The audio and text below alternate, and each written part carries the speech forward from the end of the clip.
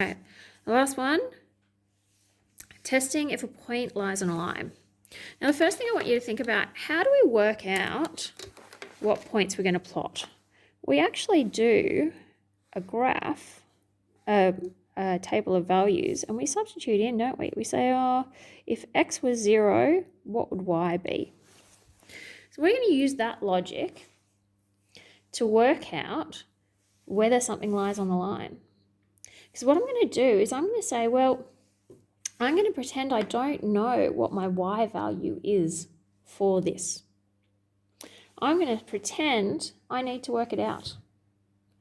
So I'm going to say, well, according to this line, where should x equals 2 lie? Okay, so what I'm going to do is I'm going to say, well, I'm going to substitute in my 2. And I get y equals 2 lots of 2 minus 1. So if I was to substitute, if I wanted to find the point where x is 2 on this line, I would find it's 2 times 2 is 4 minus 1. It should be at 3. Okay. But they're saying, well, does 2 lie on the line? No, it doesn't, because the point 2, 3 is where the line goes. Okay, that's where we would plot it. Therefore, that's not where it is. And so it doesn't lie on the line. So what we're doing is we're substituting in one of the values and seeing if the other one becomes true. We're essentially just saying, well, I don't believe you. I'm going to have a look at see what x2 would get me for this.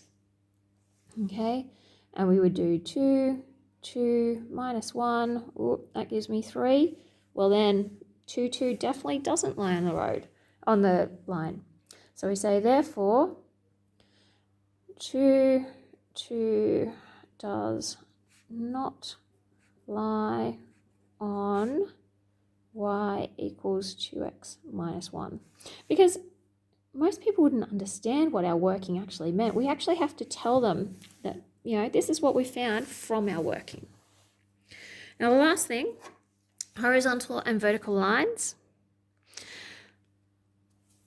They're parallel to the axes. Okay, so a vertical line will be straight up and down, parallel to the axes.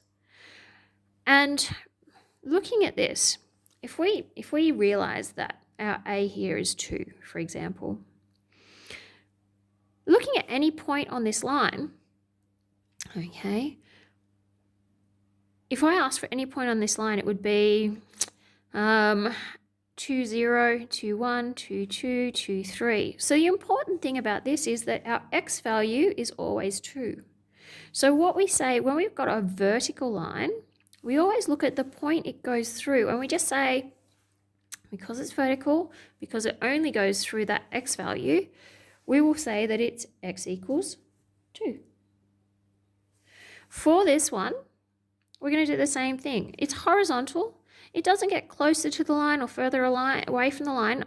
The thing that we know about this is that no matter what point we find along this, it'll be something 2. So 0, 2, 1, 2, 2, 2, 3, 2. So the important part is that our y value is always 2.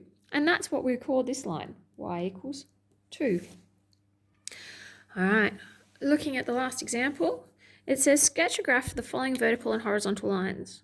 So y equals 3, so we go up the y axis to here, and we say y equals 3 would be